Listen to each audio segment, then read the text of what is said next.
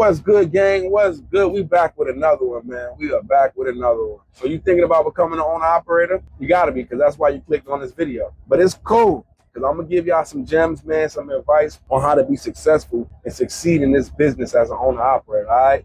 Let's get into it, man. Let's get into it. But first, I want people to understand, just because you're a good driver does not mean you're gonna be a good owner operator, all right? Yeah, you might be able to get to the customers on time. You might be able to do the physical part of driving the truck, unloading, tarping loads, stuff like that. And I get that, and that's great. But guess what? When you're an owner operator, it's more to the owner operator side than just physically driving that truck and making your appointments on time. Yo, you got paperwork to stay up on, you got maintenance to stay up on. It's a lot more. So don't think that. Like, don't think, oh, I'm a great driver, so I know I'm gonna be successful as an owner operator. Nah, it's not always like that, all right? It's not like that. In this business, man, 85 to 90% of people that transition from a company driver to an owner operator, they fail within the first 24 months. Yes, 2 years. People are like, well, that's a long time. Yes, it's a long time. But guess what? At the end of the day, they're failing within them 2 years, okay? It's not as easy as people think. If that's the case, everybody will have their own companies or own their own trucks out here. Think about it. Just keep that in your mind, all right? I've talked to multiple people. You know, I talk to a lot of people out here, man. They say, yeah, I'm an owner operator, man, da-da-da.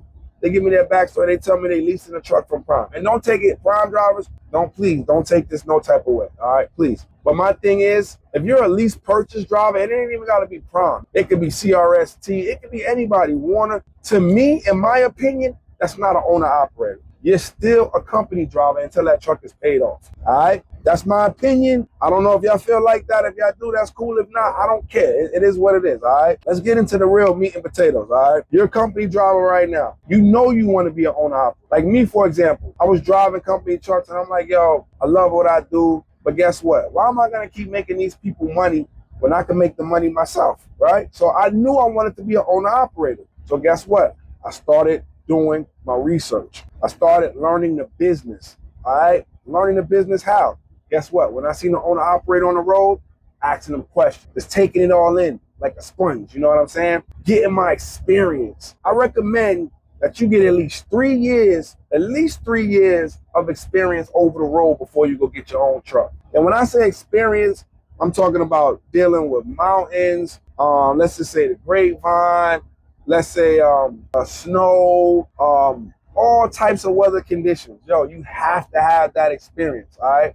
I hate when I hear people say, oh, I'm fresh out of school, I'm going to buy a truck. That's cool that you're able to do that. Like, it's cool, but, yo, you know nothing about trucking. You don't know nothing about the weather conditions, nothing about the terrain, nothing. You need to know that before you go in to buy your own truck, all right? It's going to make it a whole lot easier for you, all right? Have a plan, man. You have to have a plan in anything. I don't care if you want to start a lawn care business, a painting business, have a plan. If you don't, it's a good chance that you're not going to succeed. You can't be out here freestyling, all right, with a whole bunch of money on the line, because one mistake, you're done, all right? You're done. Let's say me for an example. I had a plan, right? I was running a local job. Cool. It was cool. It was cool or whatever, but I knew I wanted to do more, right? I got down, wrote my plans down. I wrote a whole thing.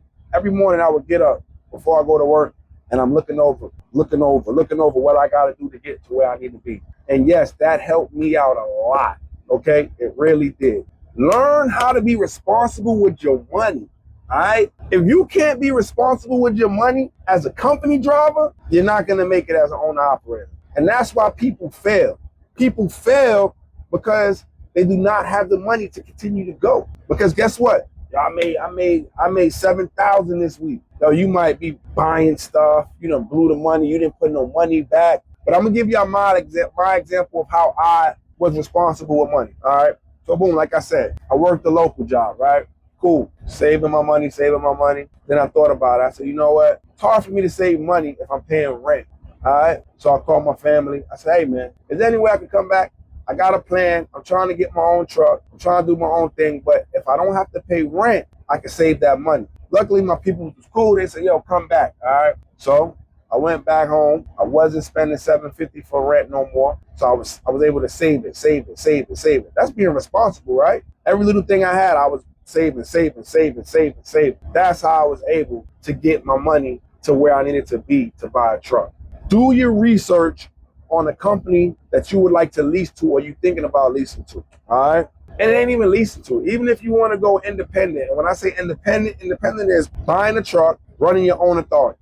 That's an independent owner-operator to me. But guess what? If you're driving a truck for somebody and you see all these trucks down the road, oh man, I might want to lease on to, let's just say, Landstar. That's what I did. Guess what I did? I got on the phone with Landstar. What are the requirements for me to come lease on to you guys? I think at the time, there wasn't no age requirement on trucks, so I was good on that. My MVR, I forgot that, but my MVR was good, so I passed that part. Now, they said 23 years old is the minimum age that I could lease onto. So I'm like, damn, okay, I'm 22. Or at the time, I think I was 21. I said, all right, no problem. I know what I got to do. So that's what I mean by do your research. Do your research, find the requirements of what you're trying to do. Like if you're trying to lease onto somebody, and work towards that. Now, if you're trying to be an independent, it's going to get a little rough now. It's not rough, but it's a little hard. It's more hard. Boom. Learn how to figure a way how to get your authority. All right? Learn how that goes, which is not hard. Then figure out how you're going to get your freight, which is not hard. But do your research. Please do your research, all right? Realize that it's not always going to be peaches out here, man, with your own equipment. It's going to be weeks where you don't make no money. It's been weeks where I was negative. It's been weeks where my truck and my trailer both went down. But again, being responsible with my money is what helped get me out of that situation. Yes, you're going to have good weeks. You're going to have great weeks. All weeks ain't going to be bad. But that's what I keep telling you. Like I just told you earlier, be responsible with your money, all right? Because this is when that money is going to come in hand. You get what I'm saying? Boom. The next one. Figure out how you're going to buy your truck and don't overpay, all right? If you want to be a lease purchase, you know what you got to do. Go to the company, lease the truck to them. That's cool. Whatever. That's your business. But to me, that ain't no owner operator. With me, in my situation, I knew I wanted to buy a truck by myself, all right? Like y'all know, I went and I leased on a Landstar. So I was in the truck paper every day or online on truck paper. I found the truck that I wanted, right? I said, damn, man, how am I going to get this truck? I need the money, right? I need the money. Yes, I was saving, but I didn't have all the money. So what I did was, the money that I had, cool, I put it to the side. I went and got a personal loan. Somebody had a co-sign for me. Thank God I got good people in my corner. And I had enough money to go buy the truck. So I went and I bought the truck. That's how I was able to obtain my truck. Some people got great credit scores. You can go straight to the dealer and just finance a truck, which is a little harder because banks don't like finances in my trucks. You know, they really don't because of the turnover rate. So figure out how you're going to buy your truck. And guess what? Do not overpay, man. Please do not overpay. All right? You might love this truck. Oh, I love this truck. I got to have it. No, you don't. Stop and cut it out. Look for something else. All right? Whatever you do not overpay. You do not want to go into business with a truck that you overpaid and you're responsible for paying it off. Please don't do that. All right? Knowing what kind of trailer you're going to pull. You know what I'm saying? Like, don't think you're just going to go buy a truck. Oh, I'm going to figure out what. No. Have that all in your mind and know what you're going to pull. All right? If you're going to go flatbed, guess what? You might be able to go find a truck that already got a headache rack on it. You know what I'm saying? So know what kind of equipment. If you're going to pull a pneumatic or a tanker, you might be able to find a truck with a pump on it. Know what kind of equipment that you're going to haul. All right? And guess what? This is for them independent dudes, man. If you know you're going to be independent and you know you got to go find loads and you got your own authority, listen to me.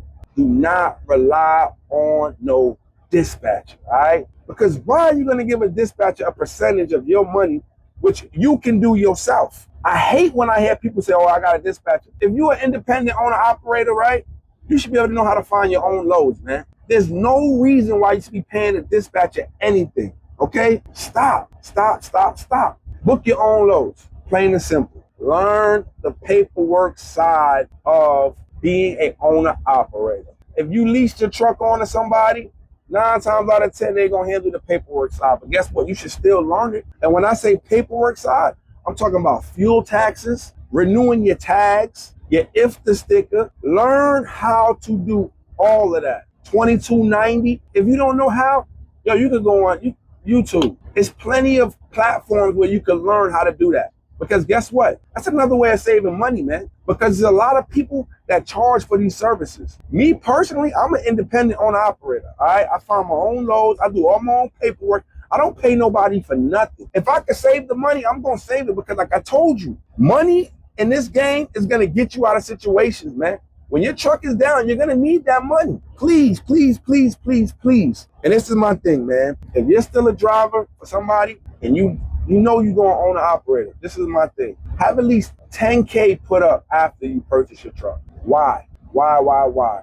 First 2-3 months of business might be rough. But guess what? If you got 10K put up, at least you know the bills at home is gonna get paid.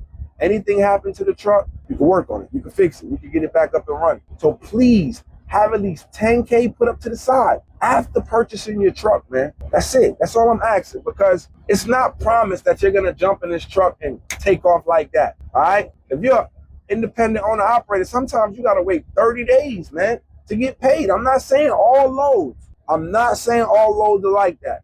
But it's a lot of brokers, when you pull that first load, you can't get no advance. You gotta wait your 30 days on a 30-day net. Now, you get a factoring company, yes you can. But again, why pay a factoring company a percentage of your money? People say, oh, well, if I got a $2,000 load and they're only taking $100 or $125 or whatever, it's not bad.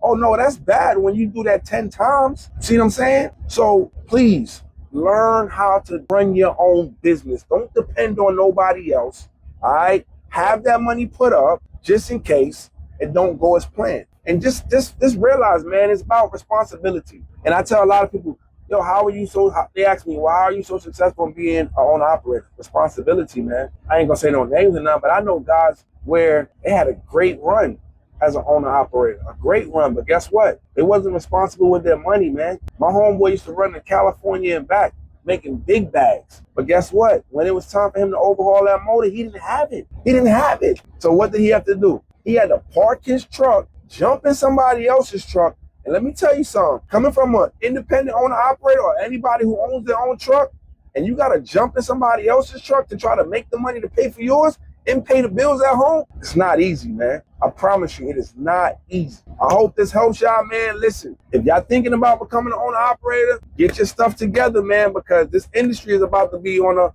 the incline. It's about to take off again. I promise y'all, it's about to take off. So get y'all ducks in line, and listen, man, y'all know what to do until next time. Stay between them lines. Peace.